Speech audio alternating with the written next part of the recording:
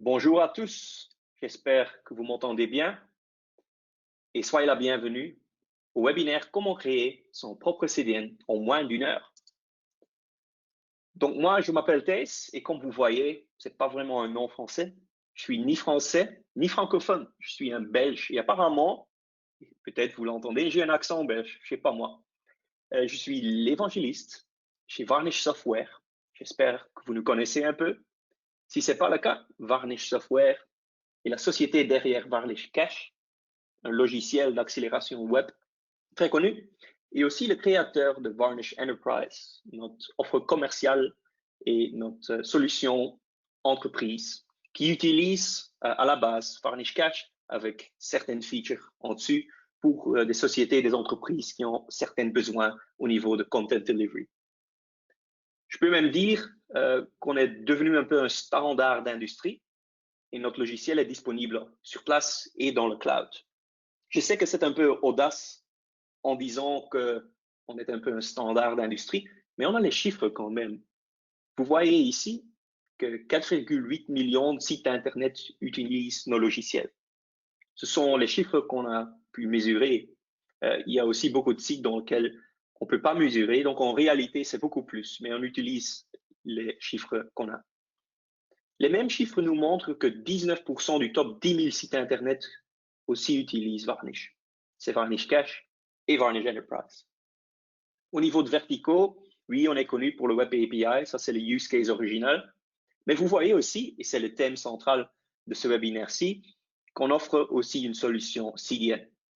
On dit même DIY CDN, ça veut dire Do It Yourself Content Delivery Network. Donc, on va créer notre propre CDN. Mais vous voyez aussi vidéo, comme 80% de l'Internet est vidéo, que sont des grands fichiers, il faut aussi des solutions spécifiques pour vidéo. En fait, un CDN vidéo. Je vais aussi montrer aujourd'hui comment faire. Et finalement, on a aussi une offre WAF, Web Application Firewall. Donc, on ne vous protège pas seulement contre trop de charges, trop de requêtes sur le serveur, mais aussi contre les requêtes malicieuses. Je suis désolé, mais je n'ai pas assez de temps pour montrer toutes les caractéristiques ou parler de tout, mais j'ai 3 catégories que je vais vous montrer. La puissance, évidemment, la persistance et la personnalisation. C'est plutôt appliqué au niveau de CDN aujourd'hui. Et au niveau de puissance, on peut traiter une requête en interne, une requête cachée dans 30 microsecondes. Et un seul serveur peut traiter jusqu'à 100 000 requêtes par seconde. Et ça correspond à 150 gigaoctets par seconde. Donc, c'est pas mal. Si on va créer un CDN, il faut avoir beaucoup d'espace pour stocker les données. Et on fait cela sur des disques. Et on sait déjà de l'informatique, d'une théorie de ça, que le disque est le composant le plus lent du serveur complet. Et il faut trouver des solutions. Et heureusement, on a trouvé une solution de persistance, de stockage, qui s'appelle MSE, Massive Storage Engine, qui est optimisé pour caching, tandis que l'operating system même, le file system de l'operating system, n'est pas optimisé pour caching. Nous avons trouvé une solution dans laquelle vous n'avez pas la fragmentation typique ou les ralentissements. Et finalement, on a aussi une thème de caractéristiques au niveau de personnalisation.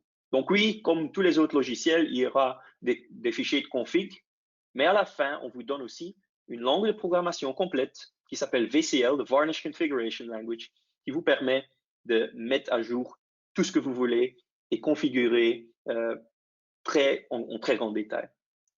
Donc aujourd'hui, on va créer notre propre CDN. Et question principale, c'est pourquoi créer son propre CDN quand il y a tellement de fournisseurs de CDN qui l'offrent as a service? Pourquoi créer cela nous-mêmes? Eh bien, c'est important de savoir que nous sommes un fournisseur de logiciels. Il y a même des CDN assez connus dans le monde qui utilisent nos logiciels. Donc, nous fournissons le logiciel qui vous permet de créer votre propre CDN, un CDN dédié, pas un service mutualisé que vous partagez avec les autres utilisateurs avec tous les risques. Donc, pour les sociétés qui veulent plus de contrôle ou même contrôle complet, c'est une solution idéale. C'est aussi une solution pour augmenter la couverture dans les endroits où votre CDN n'a pas de point of presence. Donc, c'est pour cela qu'ils l'utilisent. Et vous entendez maintenant que ce n'est pas seulement question de ou un CDN as a service ou son propre CDN. Je ne suis pas en train de critiquer les CDN. Non, on travaille avec eux, on est des partenaires et beaucoup de nos plus grands clients CDN qui sont actifs globalement ont plusieurs CDN. Ils ont une stratégie hybride au niveau de CDN. Donc, ils ont à la base Varnish pour leur CDN local et en dessus, il y a des autres CDN. Donc, pour ça, c'est idéal pour augmenter la couverture. C'est aussi question de protéger les serveurs d'origine contre les conséquences d'avoir un grand CDN. Beaucoup des fournisseurs de CDN ont beaucoup d'endroits où ils ont des serveurs ou des POP. Quand ces serveurs doivent revalider le contenu, ça cause quand même quelque chose qui ressemble à un DDoS. Donc, c'est aussi question de stabilité. Et si vous avez déjà votre infrastructure et les réseaux, eh ben vous avez seulement besoin du logiciel et pas nécessairement d'une service complète. Et vous allez voir, créer un CDN, c'est pas seulement mettre en place un cache. L'effort de caching, c'est que 20% de l'effort total. En réalité, 80%, c'est question de réseau et de se connecter avec les différents services. C'est un peu un blague interne, mais c'est vraiment la réalité et vous allez voir. Vous verrez bien ici que ça, c'est l'architecture qu'on va créer. Et tout commence avec un serveur d'origine qui se trouve en Europe. Et si vous remarquez les couleurs, vous verrez que les couleurs beige, c'est notre POP, notre Point of Presence en Europe, chez AWS, en Irlande. On commence là-bas. Mais il y aura aussi une partie, un composant aux États-Unis, chez Microsoft, chez Azure, au East Coast. Donc, ce sont nos deux POP pour rendre les choses encore un peu plus compliquées pour moi, parce que moi, je vais les créer en direct. Et l'origine doit être protégée par des serveurs Varnish et c'est représenté par les Edge. Donc, on a EU Edge 1, EU Edge 2, ce sont nos serveurs Varnish, il y en a deux, et la même chose se passe aux États-Unis. Il y a deux serveurs, pas forcément parce que Varnish n'a pas assez de puissance, mais pour des raisons d'autres disponibilités. Et le load balancer, en dessus, va rediriger tout ou diriger toutes les requêtes à l'un et à l'autre au niveau round robin ou random. Et ces endpoints et ULB et USLB vont être enregistrés chez un service DNS qu'ils présentent en utilisant un hostname www.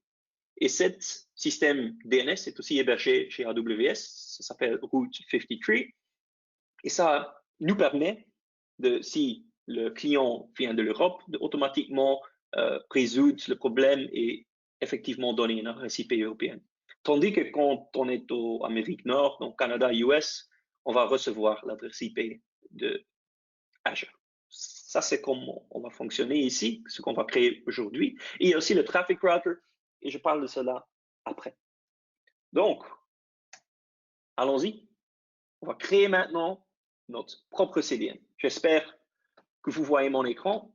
On se trouve en AWS et j'ai déjà préparé deux serveurs. L'origine, serveur d'origine. Le nom, chaque fois de chaque serveur, c'est DIY CDN et la région, EU, et le serveur même origine. Il y a aussi un serveur VCS.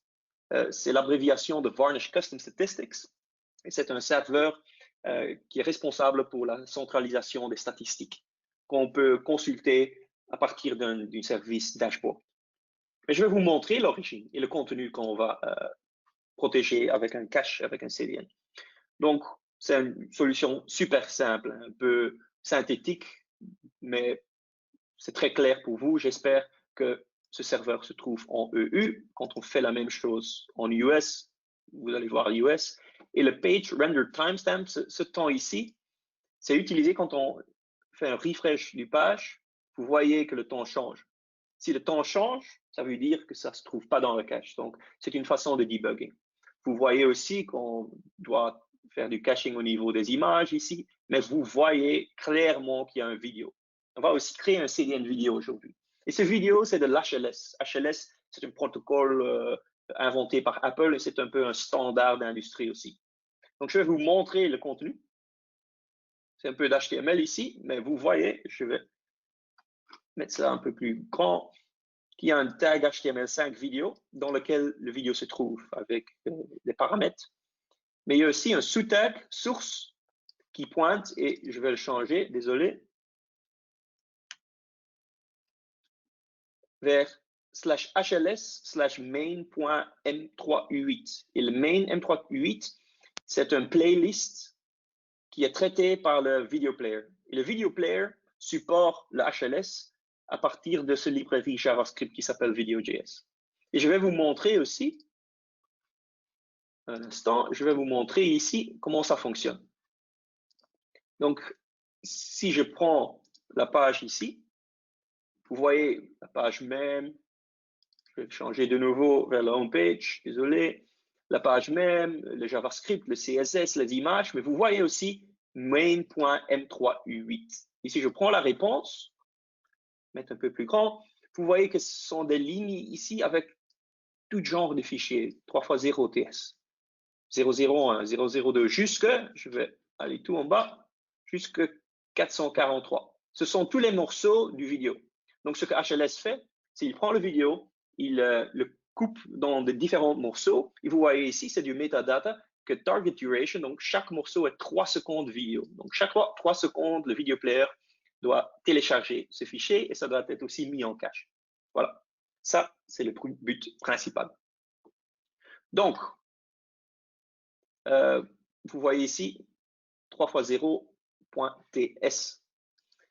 Je vais cliquer sur Play et malheureusement, ce que vous allez voir sur votre GoToWebinar, c'est pas comme il faut. Parce que GoToWebinar n'a pas la puissance, ni le framerate, ni la résolution. Heureusement, j'ai mon collègue Maguette ici qui va partager le EU Origin avec vous, de sorte que vous pouvez voir vous-même. Ce vidéo, c'est Royalty Free Video qu'on a ajouté un label EU et aux États-Unis, ça va être US. Donc, voilà. Et si vous avez... Maguette, est-ce que c'est possible de donner l'URL de l'origine aux gens? Voilà, merci. Donc, veuillez cliquer aussi. S'il y a trop de requêtes, peut-être ça va planter. Ce n'est pas un problème. C'est quand même le but parce que ça va montrer qu'on a besoin d'une solution CDN. Donc, si vous cliquez Play, et je vais montrer aussi au niveau Network, tous les fichiers sont séquentiels, ils sont téléchargés. C'est à peu près un mégaoctet, mais à la fin, c'est beaucoup de données, peut-être beaucoup de gens. Donc, il faut une solution pour nous protéger. Et c'est ce qu'on va faire maintenant. Je tourne au AWS et je vais créer nos edges. Donc, peut-être qu'il faudrait mieux vous montrer ici. Voilà. On va créer ces deux ici, UH1, UH2. Donc, je clique Launch Instances. Et normalement, on choisit son OS, Amazon Linux ou Red Hat, SUSE, Ubuntu, et on peut installer le logiciel. On ne va pas faire cela aujourd'hui. On va cliquer sur AWS Marketplace et je tape Varnish Enterprise. Et voilà nos offres commerciales dans le cloud. Vous pouvez choisir pour Ubuntu ou Red Hat, vous avez des autres solutions à nous, mais je vais utiliser celui-ci. J'aime bien Ubuntu. Ce que vous recevez n'est pas seulement un logiciel, mais c'est en fait un image de AWS qui contient le logiciel préinstallé, préconfiguré avec tous les composants dont vous avez besoin. C'est en fait notre service commercial que vous recevez sans devoir payer le licence complet en avant. C'est une sorte de marketplace qui est géré par AWS et il se traite les paiements de EC2, donc les services infrastructures, mais aussi le logiciel. Ce sont les frais à nous qui sont traités par Amazon. Donc, vous ne devez pas avoir une relation commerciale avec nous pour faire cela. Vous aurez aussi la flexibilité de lancer ou de détruire les serveurs comme vous voulez. Donc, vous avez la flexibilité ici. On continue. Et maintenant, je dois choisir quel genre de serveur, quelle dimension j'ai besoin. Je vais prendre évidemment Storage Optimized. Comme on est en train de construire un CDN, on a besoin d'assez d'espace au niveau de disque dur. Moi, j'aime bien ici le i3 2X Large, 8 CPU, 61 gigas de mémoire vive, 1900 gigas de NVMe SSD et une connexion assez vite. Donc, voilà. On prend celui-ci. J'en ai besoin de 2 parce que je n'ai pas assez de temps, je ne veux pas les configurer l'un après l'autre. Voilà. Storage, c'est comme il faut. 8 Go pour le root, on n'a pas besoin, mais on a vraiment besoin du NVMe SSD pour le stockage du cache. et je vais taguer mon serveur. Donc, je prends name, ça c'est le nom du serveur dans la liste, et ça va être DIY CDN EU Edge. Donc, ce sont des serveurs Edge. Prochaine étape, c'est la configuration du pare-feu. Il ne faut pas vraiment faire parce que notre image, notre solution contient déjà des règles de pare-feu. Donc, on a notamment le 22 pour le SSH, pour se connecter avec le serveur, HTTP et HTTPS. Et les autres, ce sont des ports supplémentaires pour des services supplémentaires qui font aussi partie de notre offre. Review, launch, confirmer que j'ai les clés SSH et on continue. Ça prend peu de temps avant d'avoir... Ah non, on y est, voilà. View instances, et vous voyez que c'est en cours de traitement, mais on a encore beaucoup de choses à faire, donc c'est pas tellement grave. Je vais donner des noms ici, EUH1, EUH2, et je vais aussi les donner un hostname au niveau de DNS. Donc, je fais copier de l'adresse IP, je prends une autre service de Amazon, c'est la Route 53, donc c'est le zone DNS qui fait du géo aussi. Il y a déjà des records pour les services. Je vais créer ici EU Edge 1. Je vais diminuer le TTL pour le webinaire. En réalité, ce n'est pas vraiment nécessaire. Coller ici. Voilà. Edge 1. On fait la même chose pour Edge 2. Copier l'adresse IP. Créer EU Edge 2. Voilà. Et on a les deux serveurs. Mais je vais retourner à l'architecture. Ici, vous voyez que je suis en train de créer EU, mais je dois aussi faire la même chose pour US, donc pour les États-Unis. Et comme j'ai seulement 1 heure, c'est moins d'1 heure à ce point-ci, je ne peux pas faire cela manuellement. Donc, je vais tricher un peu. J'ai une solution d'orchestration qui s'appelle Terraform. Et Terraform nous permet, en utilisant des scripts que j'ai créés déjà, d'orchestrer l'infrastructure aux États-Unis automatiquement. Pour cela, j'ai des différents fichiers, je peux vous montrer. Tous des fichiers pour le compute et le load balancing, donc tout est là. Mais maintenant, je vais faire Terraform plan-out. C'est plan.out. Donc, ce que ça va faire, ça va planifier ce qu'il faut faire. Donc, c'est en train de se connecter avec les API de Amazon pour les records DNS et aussi Azure pour le compute. Il est en train de calculer ce qu'il faut faire et à la fin, il me donne un plan qui est stocké dans le fichier plan.out. Et voilà, vous voyez qu'il y a 27 choses à faire, notamment créer le réseau virtuel, créer le subnet, créer les adresses IP publiques, configuration par feu, network interface, les edges, l'origine, donc tout va être fait comme ça. Donc, ce qu'il faut faire maintenant, c'est Terraform apply, plan.out, voilà, et c'est en train de créer. Ça prend quelques minutes, à la fin, ça peut durer 5 jusqu'à 10 minutes.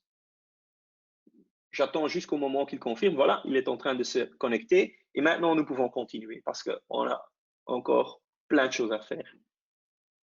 On retourne aux instances, et on va créer le load balancer. Avant de faire cela, il faut des target groups dont le load balancer a besoin. C'est une sorte de groupe de routage. Donc, je clique Create Target Group. Je prends le nom ici, DIY CDN EU HTTP. C'est pour les connexions HTTP. Et ce qui est bizarre, c'est présélectionné ici, mais je vais le changer en TCP 80. Je vais vous expliquer plus tard. On continue. Je vais sélectionner ici les serveurs dont j'ai besoin, inclure, confirmer. Voilà, j'ai déjà la groupe pour HTTP et je fais la même chose pour HTTPS. DIY CDN EU HTTPS. Et de nouveau, je vais changer en TCP port 443. Ça, c'est le port HTTP au niveau de TCP. Je continue. Je sélectionne les serveurs dont j'ai besoin. Ce sont les mêmes, évidemment. Inclure, créer. Et maintenant, je vais vous expliquer pourquoi je change HTTP en TCP. C'est à cause de ça. Donc, je vais créer le load balancer maintenant. Je clique créer. Et normalement, je prendrai celui-ci, Application Load Balancer.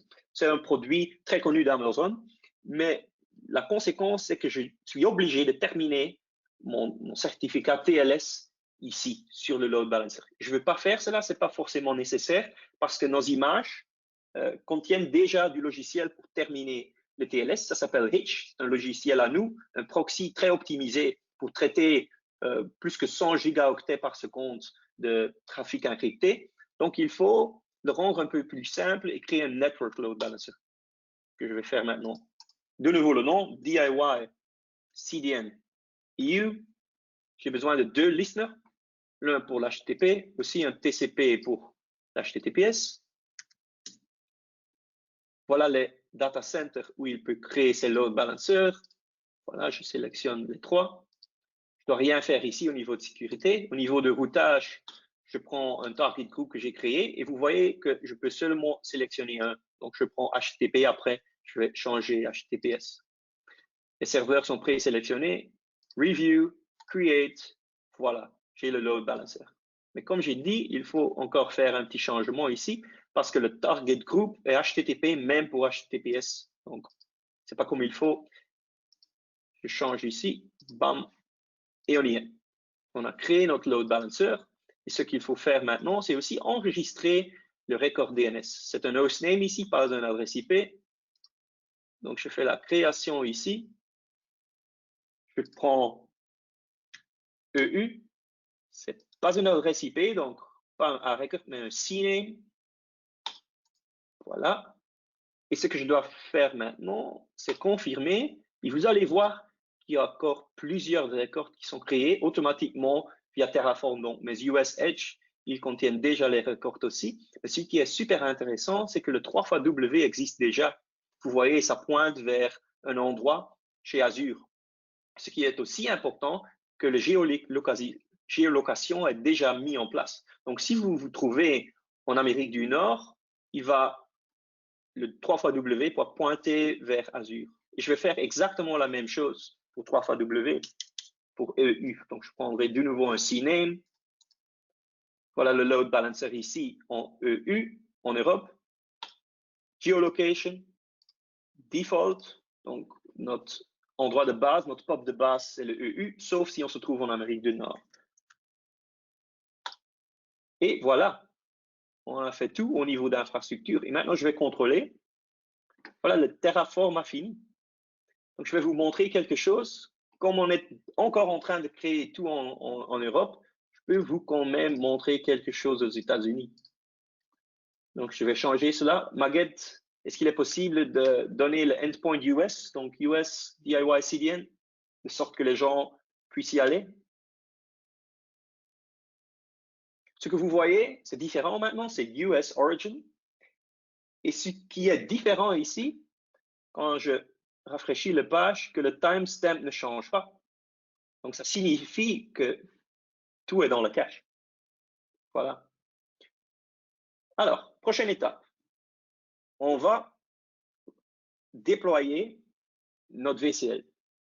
On va les envoyer vers le serveur en EU.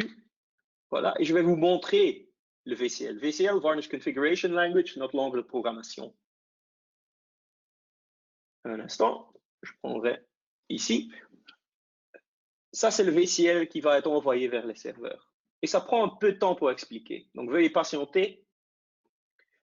Ça commence avec l'import de certains modules dont on a besoin.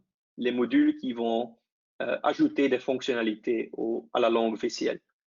Module standard, module HTTP qui nous permet de faire des requêtes HTTP, module MSE que j'ai déjà mentionné, MSE, Massive Storage Engine, donc notre composant de stockage, MMDB, qui est l'abréviation de MaxMind Database. MaxMind, société très connue, qui est le fournisseur des bases données geolocation, donc qui font une association entre l'adresse IP et l'endroit physique, donc les coordonnées.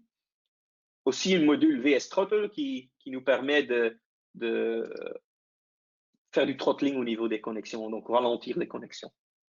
Et finalement, YKey. YKey, c'est un module pour supprimer ou vider le cache, qui est aussi important. Prochainement, il y a un backend, il y a 2 même, mais ça c'est le backend dont on a besoin, c'est le EU Origin. Et c'est quand même normal parce que ça, c'était le serveur que vous avez vu Vous avez vu le site, vous avez eu l'occasion d'y aller, mais maintenant, il faut mettre un cache devant et Varnish doit savoir où il peut trouver les données de base. Ça se trouve là-bas en SSL. Les autres choses ne sont pas tellement importantes. Il y a du boilerplate code, comme on dit.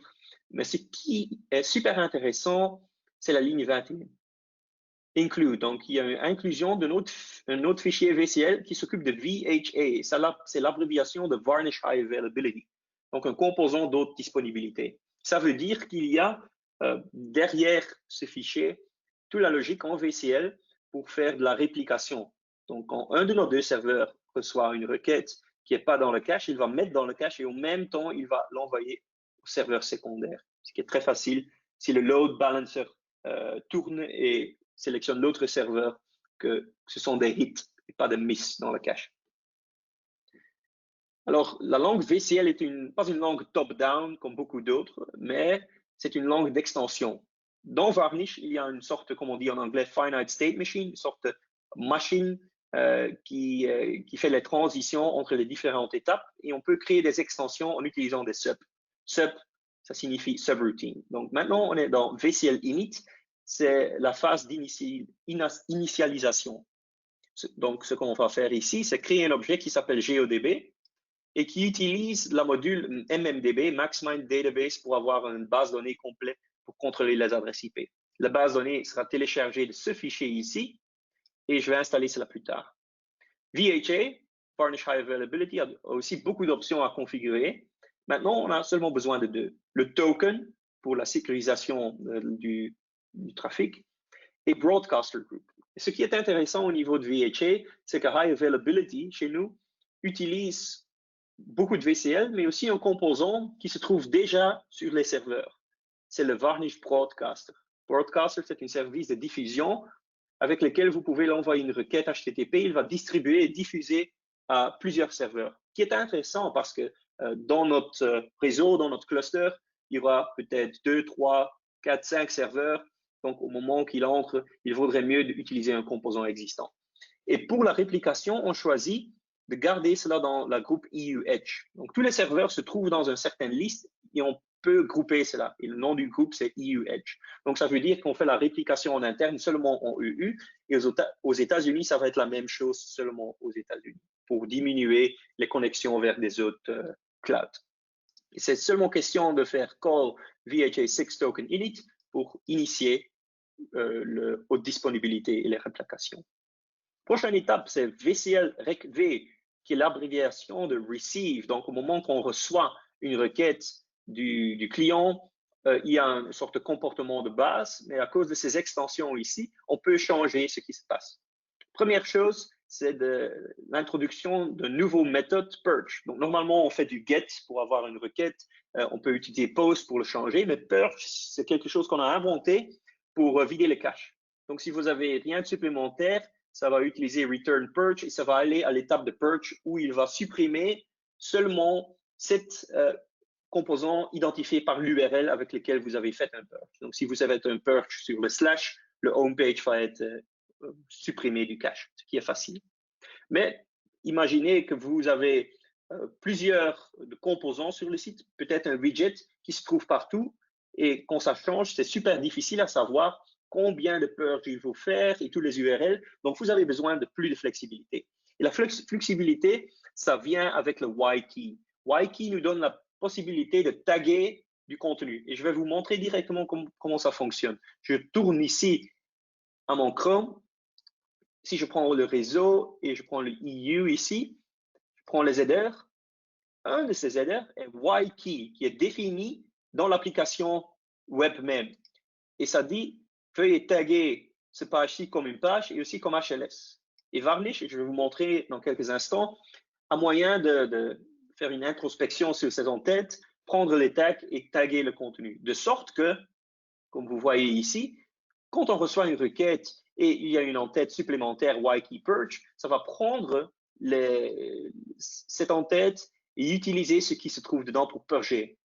Donc, cette construction, rec, ça veut dire j'ai un objet de requête, ça contient des entêtes HTTP et l'entête qu'on cherche, c'est Y-key purge. Et j'ai un exemple à la fin où on va faire cela, mais vous voyez qu'il peut chercher un header, une entête, prendre le tag, il va invalider, il va retourner une réponse synthétique. Donc, ça veut dire ce que vous voyez ici à la ligne 34, ce n'est pas une réponse qui vient du origin, non, c'est quelque chose que nous allons créer. Nous allons dire 200, OK, invalidated et le nombre des objets qu'on a invalidés. Donc, ça nous donne la flexibilité. On continue. On va être sûr que le backend, c'est le EU Origin. La prochaine chose qu'on va faire, c'est utiliser notre composant GeoDB et retrouver le country code et le country name à partir du client IP, donc l'adresse IP du client. Et on va sauvegarder cela dans des entêtes ex-country code et ex-country name. Et ça nous donne la possibilité de faire des geoblocks ici. Je sais que c'est très artificiel cet exemple-ci, même un peu synthétique, mais de toute façon, je vous montre. Donc, quand il y a une requête qui entre et l'URL est /geoblock, on fait un check. Donc, si le country code n'est ni Belgique, ni Italie, vous n'avez pas la permission de voir ce contenu. Et on va faire une réponse, même une erreur synthétique avec 403 qui est forbidden en HTTP en disant content only available in Belgium and Italy, we've located you in, et pour vous, ça va être, je pense, la France. J'ai fait l'inverse, geoblock 2, si on va à geoblock 2 et vous ne vous trouvez pas aux États-Unis, c'est la même chose. J'ai aussi un VPN ici, je vais utiliser pour vous montrer dans quelques instants. Voilà le feature rate limit, donc si on va à /rate limit, ici on fait plus qu'une requête par seconde, on va vous bloquer pour 5 secondes en retournant cette erreur 429, too many requests. Donc, je sais que c'est très artificiel, mais je vais le montrer plus tard. Voilà prefetch, ce qui est aussi intéressant. Il y a plusieurs raisons pour lesquelles on peut faire du prefetch. Au niveau d'HTTP, on peut utiliser prefetch pour des pages web au moment que le document est chargé, de sorte que le CSS et le JavaScript peut-être sera preloaded, prefetché aussi. Dans ce cas-ci, on va l'utiliser pour les vidéos. Donc, ça va faire une requête en interne. Mais cette fonction ici, prefetch next URL, cette fonction va deviner le prochain URL, ce qui est assez simple pour le vidéo. Donc, je retourne aux vidéos ici. Le voilà. Et je pousse XHR pour l'Ajax. Je pousse play. Et vous voyez que c'est séquentiel, hein, en fait. Il y a 1, 2, 3, 4. Donc, si on est au 4, on peut faire un prefetch du 5 parce qu'on sait que le prochain est 5 et on sait déjà quand c'est vidéo, on aura besoin. Donc, c'est idéal au niveau que quand on prend le 4 et on fait un prefetch de 5, le 5 est déjà dans le cache avant d'être demandé par le player vidéo. Donc, c'est super facile pour être sûr qu'il n'y a pas de ralentissement. Voilà, on continue. C'est plutôt boilerplate, c'est pour la visualisation des statistiques, je vous montre plus tard. Maintenant, on tombe ici sur la ligne 101, c'est VCL Backend Response. Backend Response, c'est une extension où Varnish n'a pas eu un hit, mais un miss, donc il a dû se connecter avec l'origine et l'origine répond. Ça, c'est cette étape-là. Quand l'origine répond, il peut répondre avec un header qui s'appelle YKey. J'ai déjà montré. Chez nous, c'était Page et HLS. Donc là-bas, YKey est à la recherche d'une entête. Dans ce cas-ci, il y a le Backend Response Object qui contient des entêtes et l'entête qu'on cherche, c'est YKey. On peut attribuer plusieurs tags et pour cela, on utilise le séparateur virgule espace. Et voilà. Donc, à partir de cela, il va regarder nos entêtes et taguer le contenu pour être invalidé. On va aussi ajouter le tag all de sorte que tous les contenus sont attribués à all. Donc, si je fais un YKey purge de all, le cache sera vidé complètement. On continue ici. Voilà. Si on reçoit une réponse dont la requête, l'URL, va correspondre à ce regular expression, cette regex. Donc, ça signifie que si une URL finit avec .m3u8, ça veut dire qu'on a un playlist d'HLS. Dans ce cas-là, on va ajouter un tag explicite qui s'appelle HLS et un tag explicite qui s'appelle playlist, sauf qu'on peut invalider tout ce qui concerne HLS ou le playlist individuel. On continue ici en ajoutant un TTL. Donc, même si vous envoyez une entête cache control de l'application, on ne va pas regarder et on dit, des M3.8, on va seulement cacher pour 1 seconde. La raison, c'est que ici, c'est vidéo on demand, donc le M3.8 ne va pas changer. Mais si on fait du live streaming, le M3.8 va changer chaque 3 secondes, dans notre cas, quand il y a un nouveau morceau. Donc, on ne peut pas garder cela dans le cache trop longtemps, on prend 1 seconde. Voilà MSE.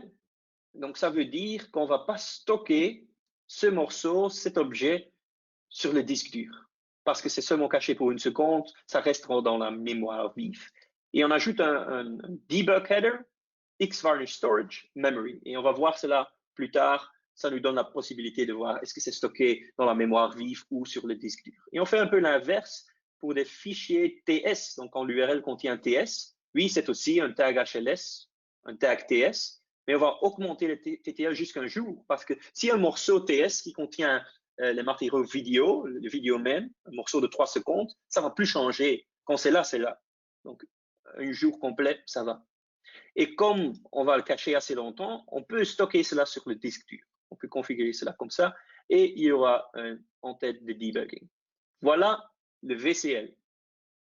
Maintenant, on a tous les composants d'infrastructure en place et j'ai encore 25 minutes pour continuer. Je vais faire le setup maintenant. Donc, j'ai aussi mon écran et je vais tricher un peu, tout petit peu. Il faut que je fasse la configuration de Edge 1 et Edge 2. Mais j'ai ici les 2 écrans et quand je tape, ils font la même chose. Ou presque la même chose. Un instant. Voilà. Clear. Donc, vous voyez, si je tape bonjour, c'est disponible sur les 2 serveurs. Hein. Donc, je vais le mettre ici, comme ça. J'espère qu'il n'y a pas d'erreur. Vous voyez, le 250, c'est Edge 2. 157, c'est Edge 1. Et j'ai certaines commandes à faire maintenant. Je vais vous montrer étape par étape. Première chose, c'est télécharger notre fichier MMDB, donc notre base de données de GeoLite de MaxMind. Voilà, télécharger et ça se trouve sur le serveur. C'est un tar GZ, donc on va faire une sorte de unzip ou un tar. Voilà, ça se trouve là-bas au TMP.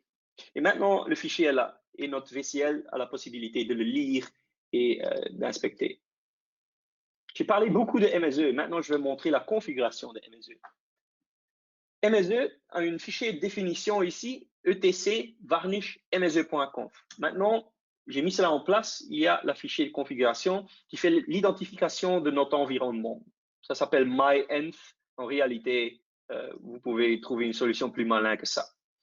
Même cache size, c'est la taille du mémoire dans lequel on va mettre les objets de cache. Normalement, on choisit des gigas, mais maintenant, comme c'est une version Varnish super récent, c'est auto. Donc, ça veut dire que ça utilise un de nos features, des nouveaux features qui s'appelle Memory Governor. Et le Memory Governor nous donne la possibilité de automatiquement gérer la taille du cache.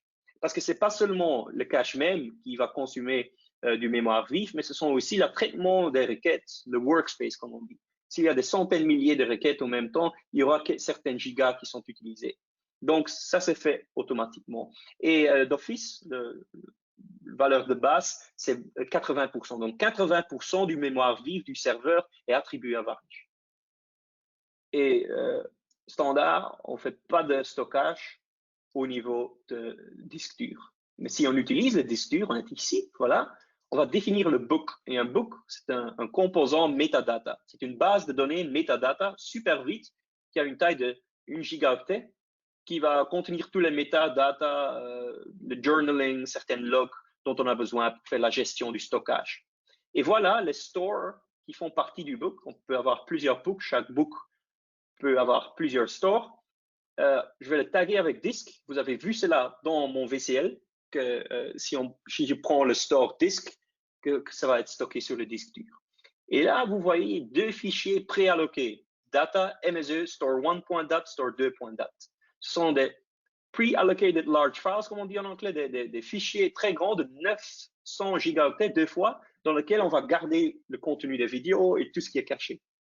Et ça, c'est super intéressant et super vite parce qu'on perd un peu de temps et ça prend beaucoup de ressources si on doit ouvrir un seul fichier pour un seul objet. Et l'ouverture, la fermeture, aussi directory listing, tout cela, ça va causer des ralentissements, mais aussi la fragmentation au niveau de disque dur. Nous, on n'a pas à cause de ça et on a optimisé tout. La plupart de nos grands clients tellement aime MSE et c'est devenu le standard de stockage. Voilà, ça c'est MSE. Mais comme ça va être stocké sur data MSE store1.dat et store2.dat, il faut avoir le disque, il faut le configurer. Et voilà, c'est ce qu'on va faire maintenant. On va créer un file system genre XFS à cette device ici. Ça, c'est notre disque SSD. Je fais l'exécution, voilà, c'est fini. Et maintenant, on doit créer le mount point, comme on dit, donc le répertoire dans lequel on va stocker tout. Ça va être data. Donc, je fais la création du répertoire data et maintenant, c'est question de les lier. Je fais un mount def nvme 0n1 à data. Et voilà, j'ai créé mon file system. Donc, si je fais df-h au niveau de Linux, tout en bas, vous voyez mon disque 1,8 Tera /data. Ça se trouve là-bas. Mais il faut quand même aussi configurer la répertoire MSE dans lequel on va stocker tout. Donc, j'ai fait ça. Et finalement, ça c'est la dernière étape de configuration d'MSE ici. Il faut exécuter mkfs MSE. C'est un programme qui fait partie de l'installation. C'est là automatiquement. Ça va lire ce fichier de configuration qu'on a mis là et ça va créer tous les fichiers. Voilà.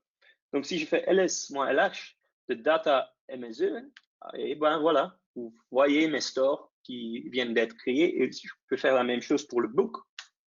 Vous voyez tout ce qui se trouve dans le metadata, des différents fichiers, banlist, journaling, locking, les données même. On vient de créer un système MSE. Prochaine étape, on n'a pas beaucoup de temps, on a beaucoup de travail à faire. On va créer les nodes.conf. Nodes.conf, c'est un fichier qui est utilisé par le broadcaster pour savoir quels sont les serveurs de distribution et de diffusion. Il utilise ça aussi pour le VHA, pour le High Availability. Donc, on voit H1, H2 en EU, H1, H2 en US, groupés. Et ça, c'est ce qu'on utilise dans notre VCL de cette paramètre broadcast. Je peux le montrer à vous. Hein. Donc, tout au début, voilà, seulement broadcasté dans EUH, ça signifie ici EUH1, EUH2. Voilà, c'est ça. Et on continue.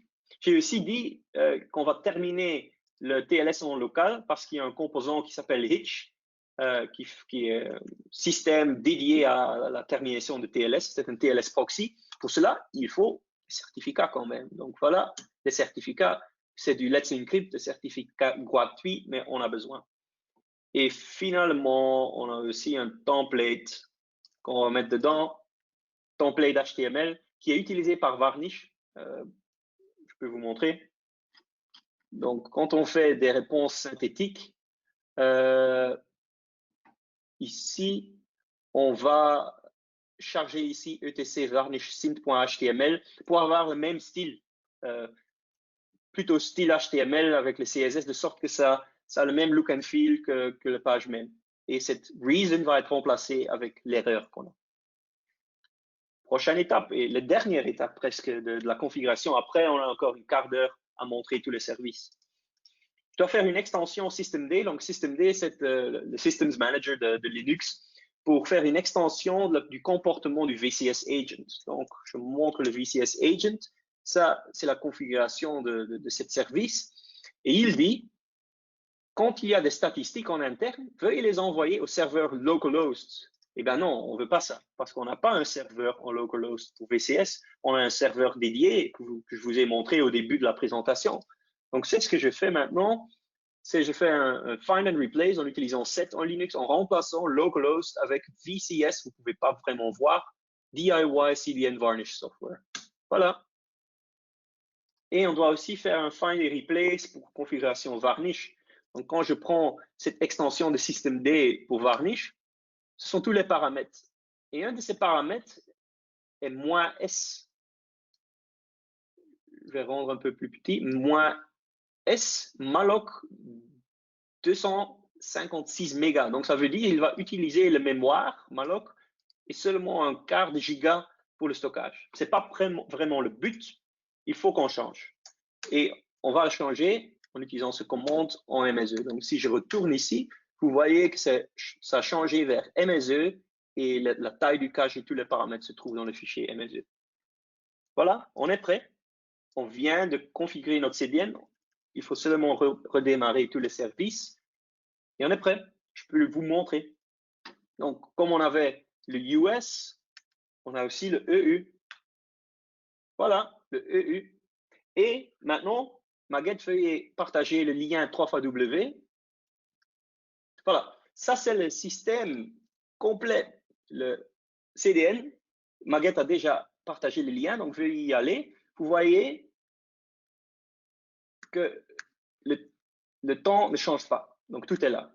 Et on peut regarder la vidéo, tout fonctionne. Maintenant, je vais activer mon VPN et je vais aller aux États-Unis.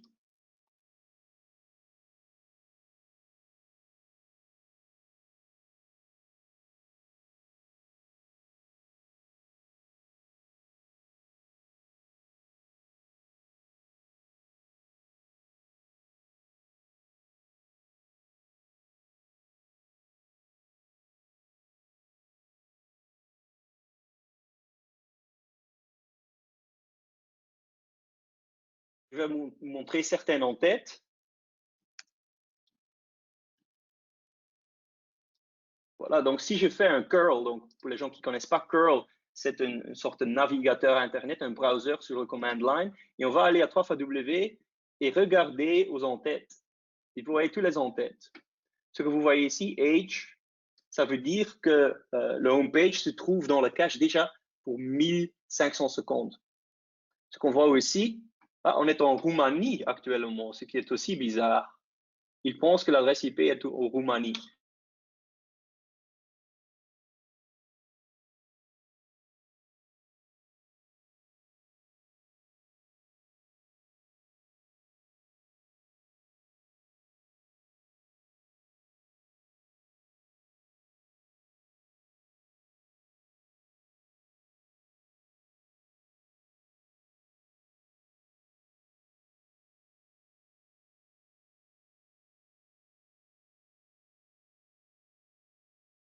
Sorte de random algorithme qui est utilisé pour distribuer et diffuser le load. Donc, ça, c'est bon. Les choses qu'on va faire maintenant, c'est supprimer quelque chose du cache.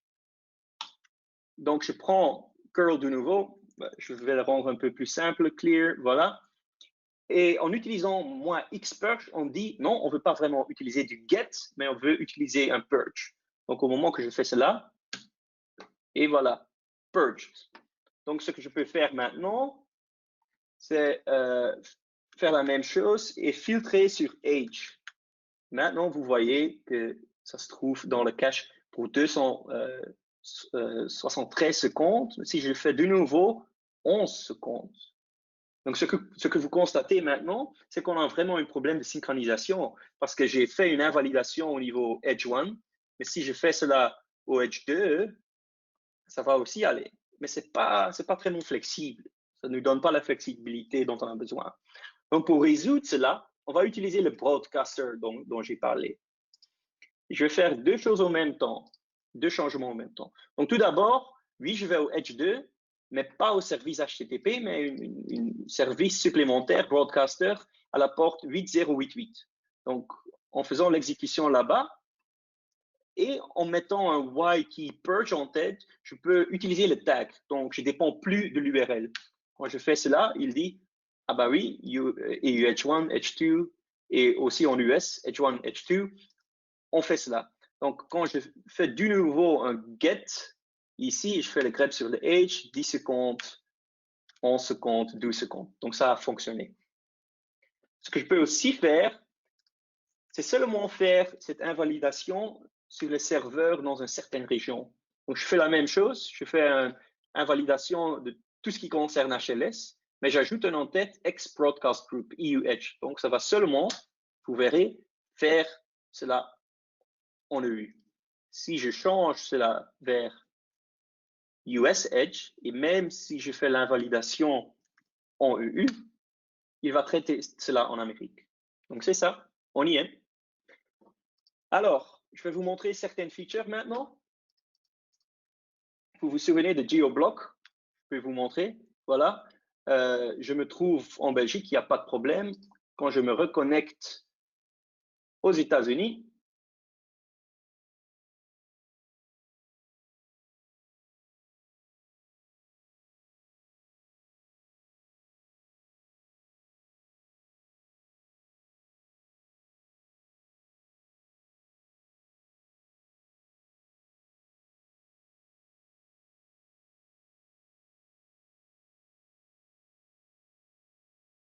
retourne, voilà, content only available in the US.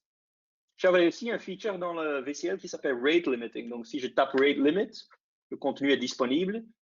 Puis je rafraîchis trop vite, too many requests, et voilà. La chose suivante que je vais vous montrer, c'est Varnish Live. Donc, je retourne à la page ici, la homepage. Je prends l'autre tape. Et ça c'était network error, c'est pas vraiment un problème, c'est ce que le CDN n'était pas encore là. Maintenant, c'est là-bas. Et on va voir directement sur live.varnishsoftware.com qu'il n'y a pas beaucoup de trafic. Donc, je vous demande, les gars, d'aller à 3 fois W et cliquer sur Play. Veuillez faire cela, tout le monde.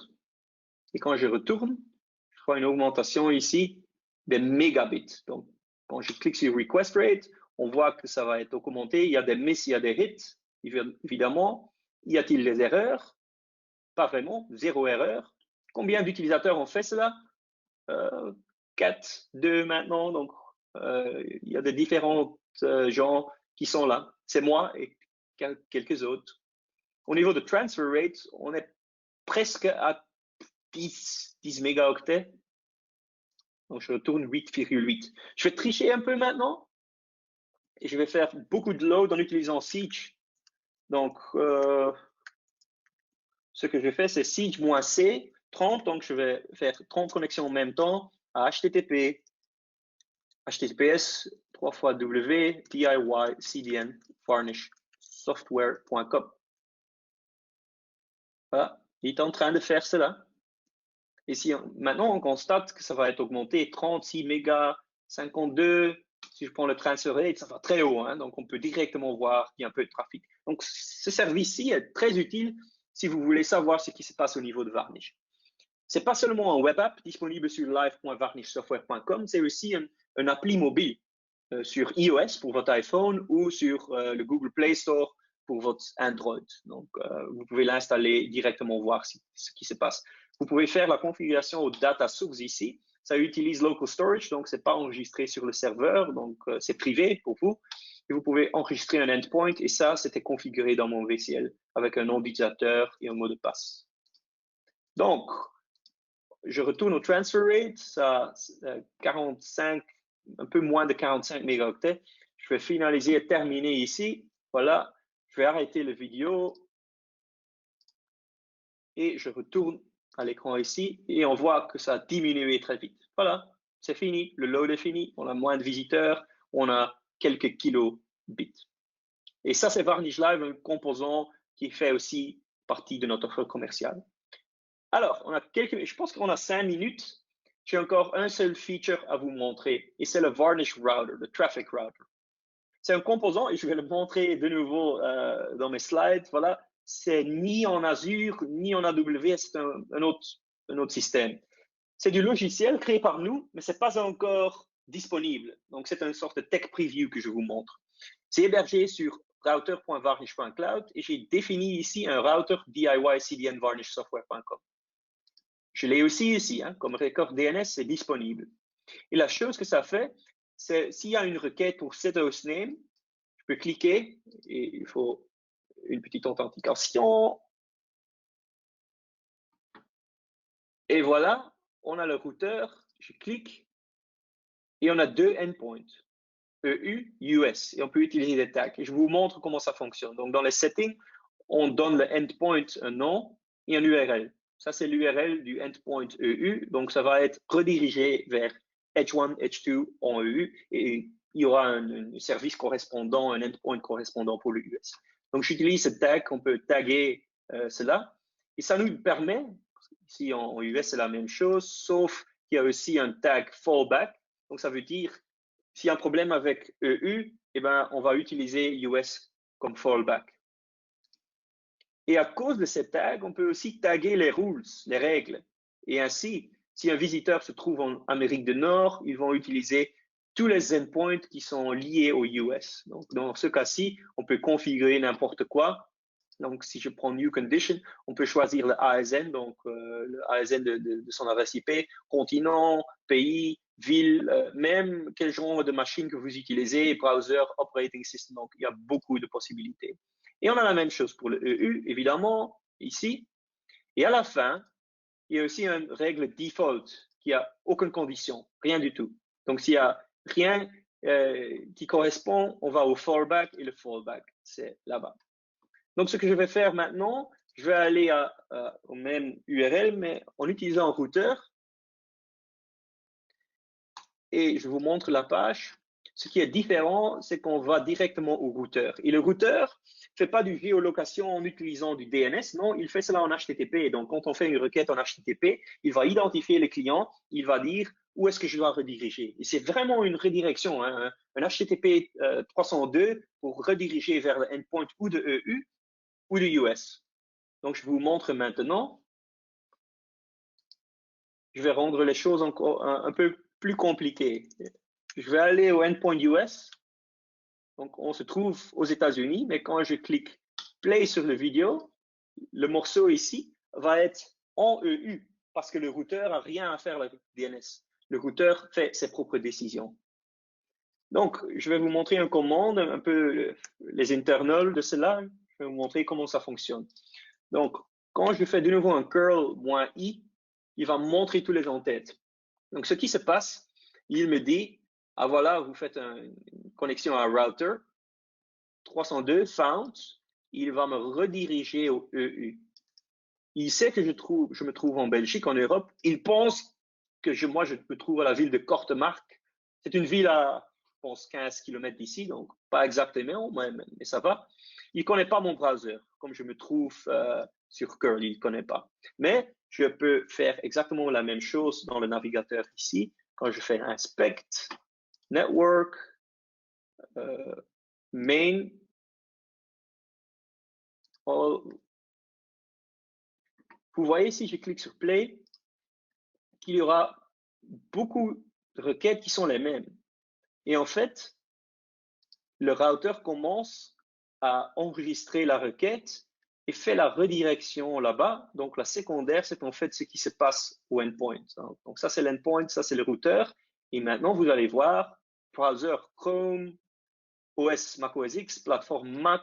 Donc, on a toutes ces informations qu'on peut aussi utiliser pour faire la redirection. Le point final maintenant, je vais vous montrer ce qui va se passer quand le EU tombe en panne ou quand les règles de EU tombent en panne. Donc, je vous conseille d'aller à 3xW et prendre le routeur et on va cliquer sur Play et on se trouve en EU. Il n'y a aucun problème. Le vidéo est là. Tout semble fonctionner. Et maintenant, je vais tricher un peu et je vais aller ici aux rules et je vais déactiver le rule disable de EU, de sorte que il n'y aura pas plus une association entre endpoint EU et cette condition.